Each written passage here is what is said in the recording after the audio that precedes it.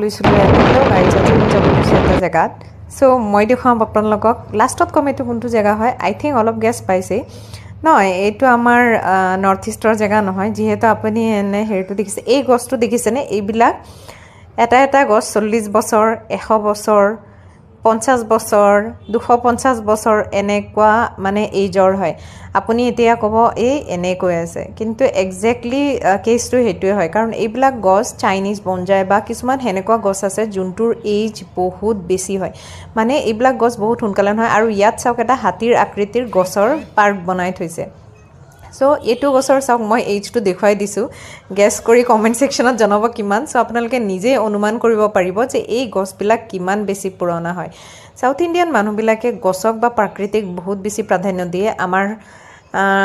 চৰকাৰৰ নিচিনা মানে ব্ৰিজ বনাবলৈ গছ কাটি পেলাই নিদিয়ে ব্ৰিজটো লাগিলে বেলেগ ফালে যাব কিন্তু গছটো ছেফ থাকিব লাগিব আৰু এইটো হৈছে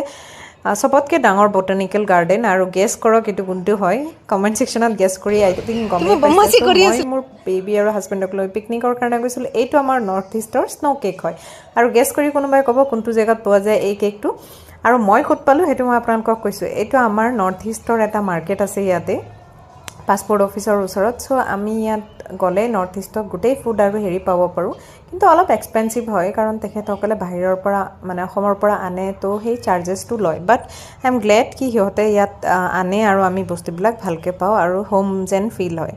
সো এইটো হ'ল লালবাগ বটানিকেল গাৰ্ডেন আমি আহি গৈছিলোঁ এটা হলিডেত পিকনিক মনাব মই এইটো কথা ভাবোঁ যে আপোনালোকে যিমানেই কাম নকৰক যিমানেই যি নকৰক কিন্তু যদি ফ্যামিলি টাইম স্পেণ্ড নকৰি আছে তেনেহ'লে একো লাভ নাই কাৰণ মেচিনৰ নিচিনা কাম কৰি থাকিলে আৰু নিজৰ ফ্যামিলিটোক যদি ভেলু দিয়া নাই দেন এটা টাইমত আপুনি গৈ মৰি থাকিব তো কেতিয়া দিব ভেলু সো যিসকল মানুহে নিজৰ ফ্যামিলিক টাইম নিদিয়ে বা নিজৰ ৱাইফক বা ৱাইফে যদি হাজবেণ্ডক টাইম নিদি আছে বা ফ্যামিলিয়ে হাজবেণ্ডে মাক বাপেকে বা ল'ৰা ছোৱালীয়ে যদি মাক বাপেকক টাইম নিদি আছে মই সেইটো বিচাৰোঁ যে আপোনালোকে দিব লাগে আৰু এয়া চাওক আমাৰ মিনি ভাৰ্চনে ডাষ্টবিনত পেলোৱাও শিকি গৈছে আৰু তাই মানে পাৰ্কত চালে আৰু কোনোবাই পেলাইছে তো তাই সেইটো বস্তু অনুকৰণ কৰিছে